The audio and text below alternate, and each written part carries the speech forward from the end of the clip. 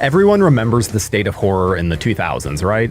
After Texas Chainsaw Massacre scared audiences everywhere, Hollywood grew obsessed with remaking classic horror films.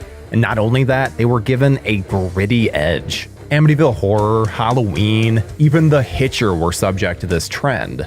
The quality varied through the years, yet there never seemed to be signs of slowing down.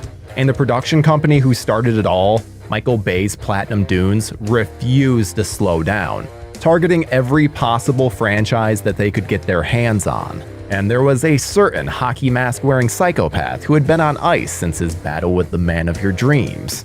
So they packed their bags of blood and hillbilly characters and got ready for an extended stay at Crystal Lake. Bringing back Jason is no easy task, so let's see what the happened to the Friday the 13th remake. Apparently there was one survivor. This girl, she cut that lady's head off with a machete.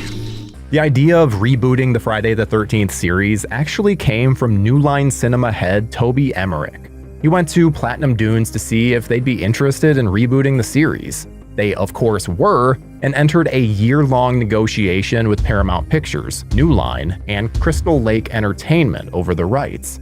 Paramount gave them the rights to use anything from their films, including the title, which New Line had been unable to do since they'd attained the rights to the Jason Voorhees character back in the 90s. The deal was that Paramount would distribute the film internationally, while New Line would distribute in the United States.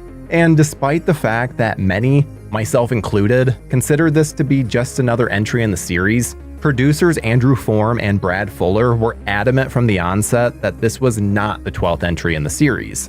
Instead, they simply reworked elements from the first 4 films into their own preferred mythology. They wanted this not to serve as an origin for the character, but explain things such as where Jason got his mask and why he's able to operate so freely. And despite the term remake being bandied about, including in our title, they had no interest in returning to the exploits of Pamela Voorhees.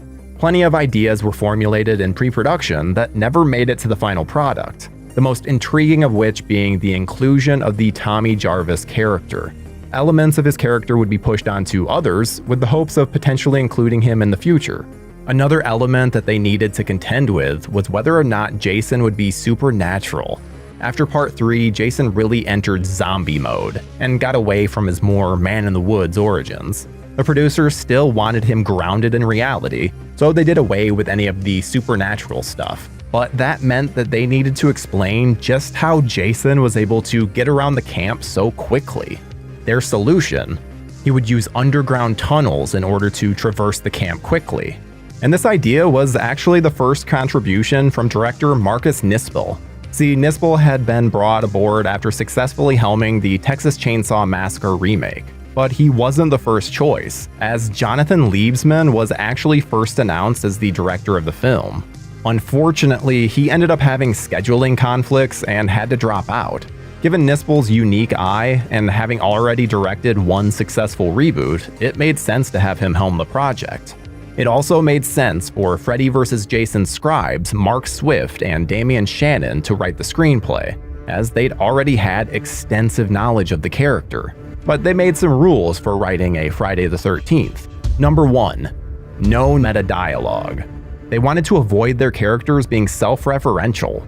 This didn't exist in the early films, so they wanted to go back to a more natural way of speaking. Along with this, they didn't want any of the kids saying Jason's name. He said the cops came, they were looking for that Jason guy. I guess this is a battle that they ultimately lost. Number 2. Territorial Jason. No more lumbering, they wanted a Jason who was quick, loose, and was living off the land. He would be killing people who trespassed, and there would be a hunter's edge to him. They wanted less randomness with the kills, so they felt this reasoning gave him motivation. Number 3. Avoid origin. They did not want to dive into Jason's childhood and explain anything that happened during that time. There was a worry about demystifying the character. There's a black and white sequence which essentially shows a recreation of Alice cutting off Pamela Voorhees' head. It's a great way of showing why Jason does what he does without going full-blown origin story. When it came to the casting of Jason Voorhees himself, there was one person that was suggested by makeup artist Scott Stoddard as being perfect for the role. stuntman and actor Derek Mears. Jason had long been a dream role for Mears, so he started training as soon as rumblings of the movie even began. Mears felt that he had a deep connection with Jason, having grown up with alopecia and being bullied for it as a kid. He wanted to portray Jason as someone who's been bullied and is finally getting payback. It's an interesting angle and manages to make Jason a bit more sympathetic than he's been in the past. The rest proved difficult to cast, as they needed 13 different actors who all needed varied degrees of chemistry, so they would do many different combinations and recastings until they finally got it right.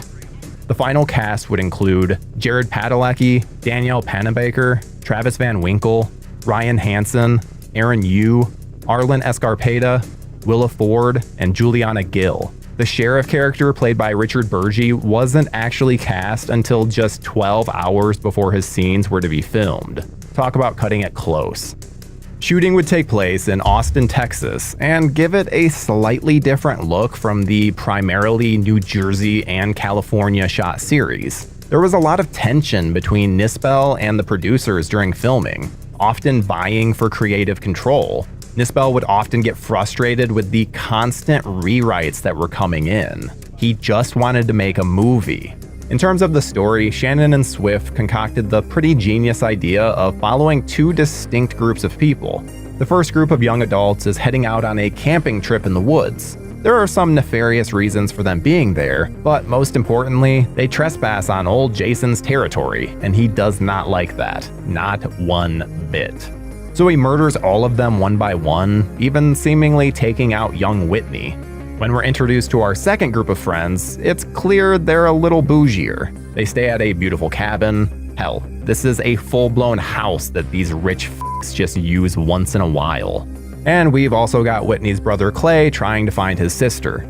Jason slices and dices them, and we get to see some of his smarts, setting up traps and showing more cunning than we've seen from him in the past.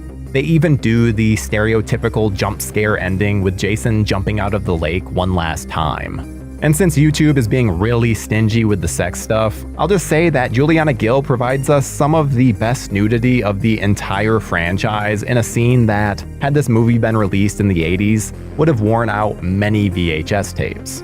There was another nude scene in the film that ended up causing quite the issue during filming, as actress Moran Achis was originally cast as Amanda. Anyone who's watched the movie knows that this is a role that requires quite a lot of nudity, and it was written in the script as such, as filmmakers really wanted to return to the boobage of the 80s, so it's not like this was sprung on her.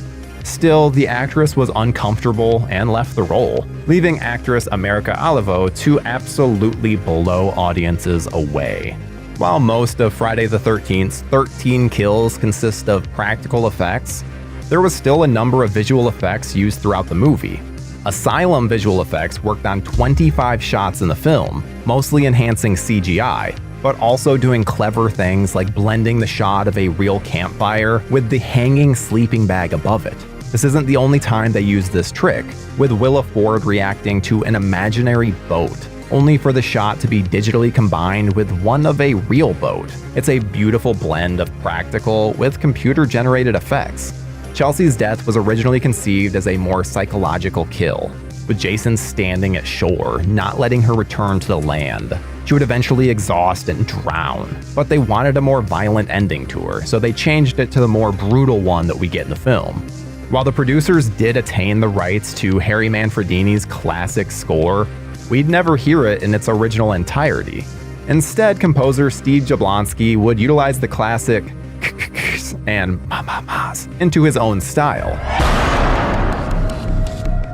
Friday the 13th released in the United States on February 13th, 2009, and brought in over $40 million on its opening weekend. The film would end its run at $92 million, giving us the highest non-crossover gross of the franchise. Unfortunately, the movie was not well received, earning a measly 25% rating on Rotten Tomatoes.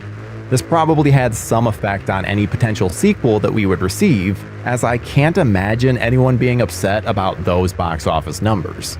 It should also be said that while this does come from Platinum Dunes, and Michael Bay's name is often the one brought up when it comes to that production company, Bay was deep into the Transformers series at this point. It was actually Fuller and Form who were on set day to day, so they're really the ones who should be getting your praise, or your ire. Friday the 13th provides a movie that breaks down some of the best elements from the first 4 films, and utilizes them in one big mishmash. Jason is back to being scary, with his calculated approach to killing and fantastic design. Derek Mears really cements himself amongst the best Jason performers out there.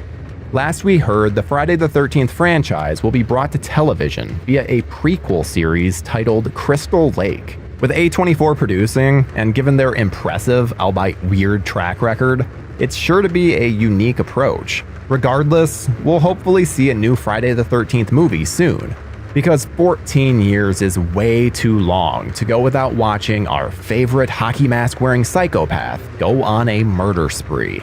It's the little things in life that keep us going. Happy Friday the 13th!